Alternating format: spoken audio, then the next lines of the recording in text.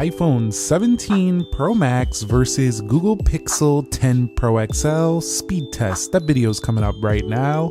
Let's go.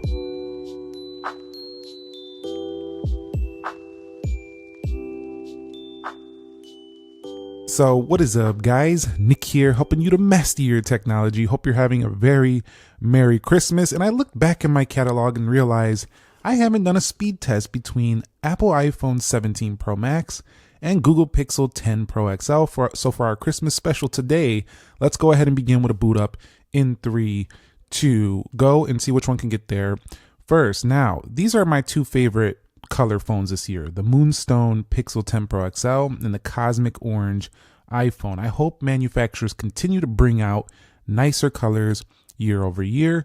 And the Google Pixel 10 Pro XL says, sit down, I'm going to turn on first by a very long shot. Now, I've been noticing this on Pixel phones over the years, is that they do tend to turn on much faster than that of iPhone. So that's a major win for the Pixel, especially if you're just rebooting your phone or something like that. All right, guys, so let's go ahead and do a quick biometric test. So with the iPhone, you do kind of just look at it and swipe in. Now with this one, you got to look at it with your face directly, and it will also show this unlock sign down here. So they're kind of the same in that respect.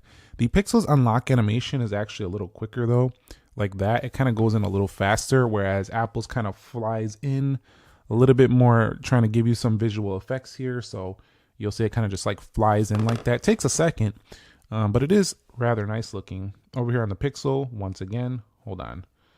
Let's go over here. My face is getting blocked by the camera, by the way. It's like literally right in front of the Pixel. But you'll see, if I go ahead and click right there, the animation is just a little bit different. But there is two ways to, let me come over here. There is two ways to unlock the Pixel, and it is the in-display fingerprint sensor, or you have the face unlock. And you can bypass it as well in settings. So Pixel is faster to turn on overall. Now, one of the areas where these phones are going to differ drastically is going to be in the specifications. We are looking at an Apple A19 Pro chip here on the left with 12 gigs of RAM. Now, the 12 gigs of RAM has been great for this iPhone, but the Pixel goes with the Tensor G5 over here, and this chipset is more designed for AI and stuff like that. But if you look at the clock speed, the highest clock speed is going to be at 3.78 gigahertz, whereas the CPU is clocked at 4.26 gigahertz on the iPhone. So it might have a spec advantage. And the Google Pixel 10 Pro XL does have 16 gigs of RAM. So that kind of makes up for it having the weaker CPU, but I say weaker in the sense of like sheer performance. But let's see how much of a difference it really is going to make here. Android 16 on the right and iOS 26.2 on the left. All right, guys, so everything is closed out on the left, everything is closed out on the right. We're going to go to the respective calendar applications, and the iPhone does do that quicker, swiping out. The animation, not too much different. Let's go into clock. I think that was the iPhone over there. We'll go into world clock, alarms, timers, and stopwatch. Let's get up out of there. We'll go into calculator on both. Was that the Pixel? Let me know down below. We'll go ahead and swipe up out of there. We'll go into Play Store, App Store. That was the iPhone on the left. And so far, the iPhone seeming to be ahead. We'll go into ChatGPT on both phones. And I think that was the Pixel, but then the iPhone popped up as this keyboard came down. When you actually do AI prompts, in here, it's ChatGPT server, so it's going to be kind of the same. But Google does have the Gemini integration, and it's kind of built into within the core of this phone. So for pure AI, and with Google's advancements in the Gemini AI software getting faster and faster here, let's go into Gemini itself right now. The Pixel is the better AI phone over here on the right by a pretty good shot. So the AI Gemini did turn on faster there for the Pixel, which I would expect. Let's go into Grok here on both. Kind of the same, I think slightly to the Pixel. Let's go ahead and swipe up out of here. We'll go into Copilot. You'll see that launched first there on the right. Let's swipe up out of here. So let's head into Groupon here on both. And one of the things you'll notice about the Google Pixel is that while it doesn't have the fastest CPU in the world, what it does have is pretty good performance because Google optimizes it very well. It's probably more focused on optimization than a lot of other phones out there. I'm not saying it's the best in the world. There are faster phones, but What I am saying is that the Google Pixel will surprise you by how well it performs, even though on paper it doesn't seem to have the best overall chip. Let's go over here to my page. We'll go ahead and take a look at this post right here. You can see as you use, Instagram and stuff like that, it kind of doesn't even matter once you're in there. Now that come out there was a little bit choppy there on the Pixel. Let's go into X on both. But what I will say is that Pixel does have, that was faster, I think, on the iPhone. The loading, it looked faster on the Pixel, but it loaded up faster on the left. The Pixel does have really solid posting to social media, just like iPhone. So if you want an Android phone that does good posting, and the gaming just destroys the Pixel there on the Subway Surfers. I also noticed when I was playing Destiny Rising yesterday on both phones that I tested them out. The graphics look so much better on the iPhone. So I do think if you're looking for the better gaming phone, there is no question it is the iPhone here. You'll see that was it's even noticeable on the casual games. So the Pixel is really not the gaming choice phone. It really isn't. It's a phone for people who like really good camera, really quick updates to the latest Android software. You enjoy using the phone as a phone, but if you're using it as a gaming tool, I would definitely recommend iPhone in this particular comparison. There are Android phones, though, that I would recommend over to iPhone for gaming, which would be something like the OnePlus 15, for example. Going into Free Fire here, though. See, it looked like the Pixel was ahead, but no, the iPhone says, here I come.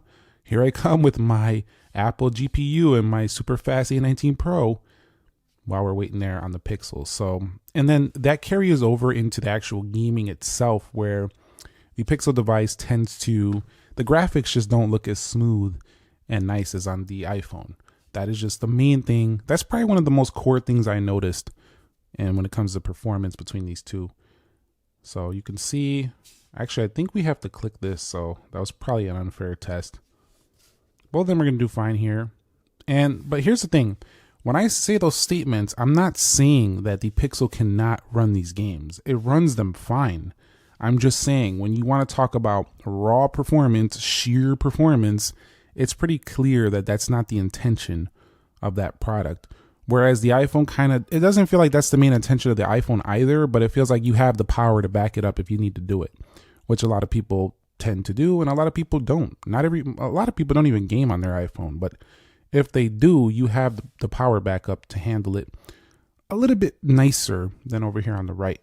That's the only thing. Let's go ahead and swipe up out of here. We'll go on to Destiny Rising, which is the game I was discussing earlier.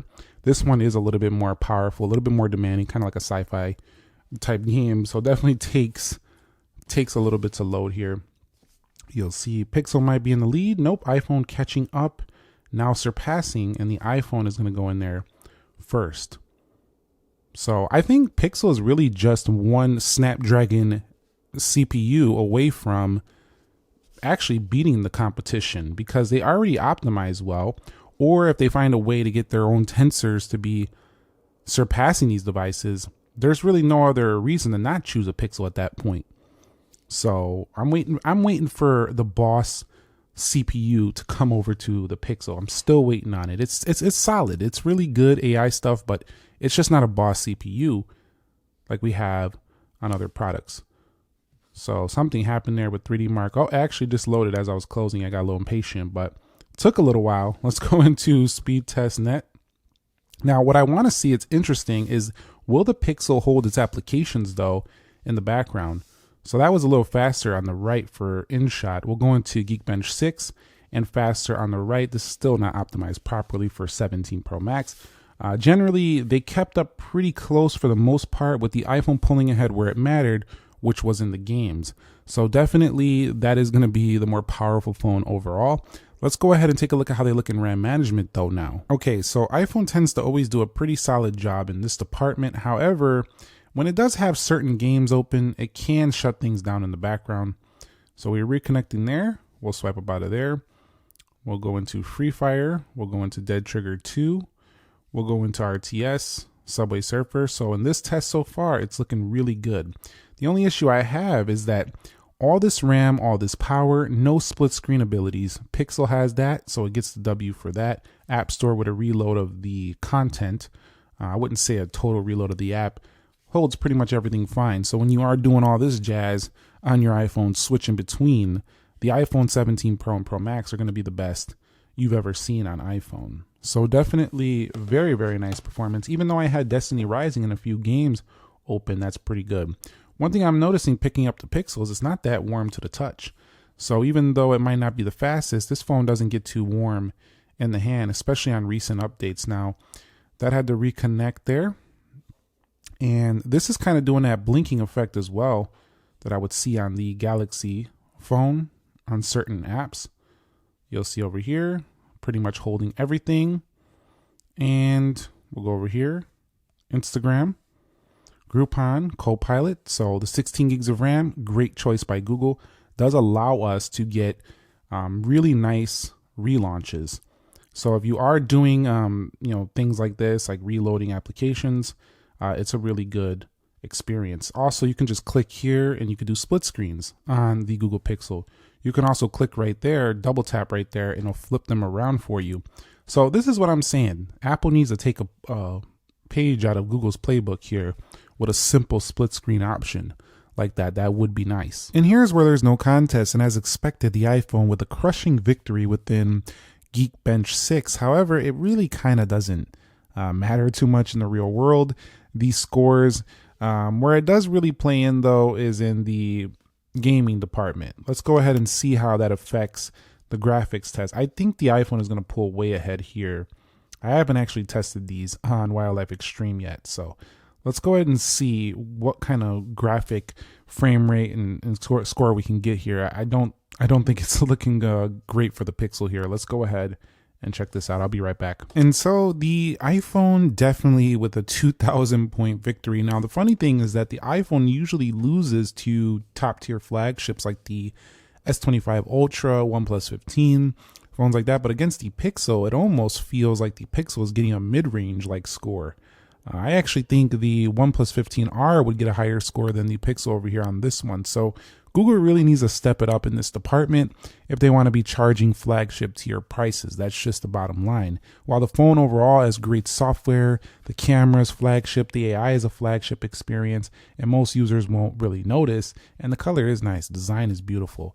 The phone let's just get that final piece to the puzzle in the Pixel. Let's get that faster CPU. But before we get up out of here, let's go ahead and do a couple more things. Let's go ahead and pop open the cameras here and see which one can do this faster. 3. Oh, this is going to be a little hard because both these phones are very large and I just accidentally opened the camera. So I'm going to have to actually open it here on the Pixel as well and then close it out so it doesn't save in cache. Let's go in 3, 2, go. And kind of the same. Let's go ahead and close those and do it again. 3, 2, and go. Not a big difference there. So pretty close on this one.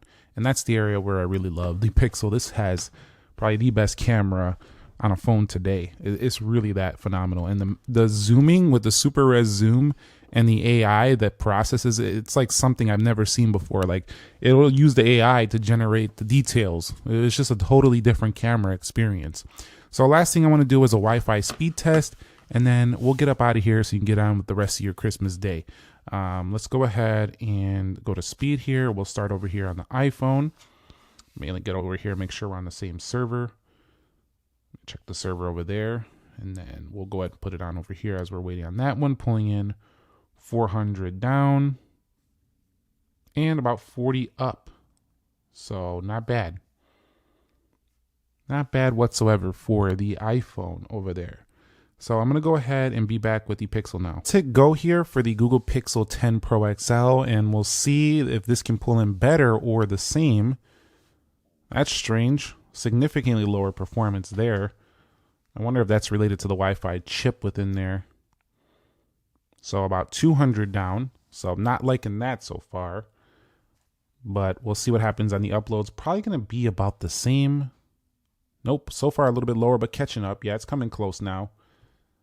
It's coming close. And the Pixel going to finish a little bit less than the iPhone on the upload as well. So generally from a sheer performance perspective, I do have to give it to the iPhone. It is the faster phone, for sure. It's definitely playing at the top of the market when it comes to performance. The Pixel is playing at the top of the market with AI. So you don't buy this phone for sheer performance. I like that we have these options though. We have the iPhone for sheer performance and iOS ecosystem. We have the Pixel for AI smarts. We have the Galaxy for all the features in the kitchen sink. We have the OnePlus for performance value. I mean, we have plenty of options, and it's a really great time to be a smartphone user. But that's going to wrap it up here for me between the Cosmic Orange and the Moonstone Pixel over here. Thumbs up if you enjoyed it. Subscribe if you haven't already, and I'll catch you on the next episode. Nick here. Be sure to be well, and have a Merry Christmas. Peace.